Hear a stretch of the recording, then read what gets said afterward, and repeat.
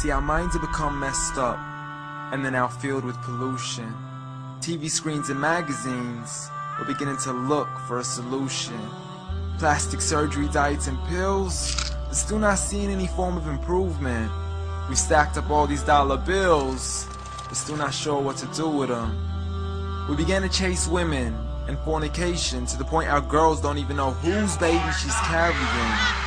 We're so afraid of commitment that have no problem with damaging. She has your kids now, but you're still not even contemplating the possibility of marrying. See, this is what happens when we neglected Allah's best examples. You called her Mary, we call her Maryam. A woman who was perfect since birth, the best to walk the skies and the best to walk the surfaces of earth. The most exalted of all women, that's why she was dedicated an entire chapter in the Holy Quran, the final revelation in which there'll be none after. She was the best of all women, and to society she should be leading the way. I mean, that's why our women be dressing like her, because just like Mary, when Allah decrees something, we hear and we obey. See, Mary used to cover up. Despite everything they used to say, she would hide in hibernation, and to Allah she would pray. And when she was visited by angels in the form of men, she said, if you fear Allah, you would go away, because in the presence of men, she would not stay. But anyways, today we're taught to be against segregation, before in support of all forms of liberation. To free yourself from the clothes that only lead to your degradation. Why do you gotta cover your face for? We gotta see your identification. But little do they know her identity's right there. A woman who fears Allah and commits to her religious obligations. See, I respect all women too, because that's what my religion teaches. To lower your gaze when you're walking, there's no need to check out every second woman's features. There's no need to even shake another woman's hand, because in reality, there's only one reason why a guy would be pleased to meet you.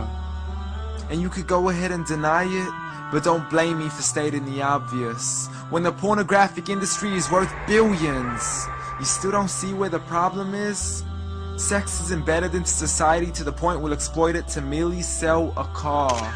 So you can act like this is all new to you, but you know for a fact how innocent we really are.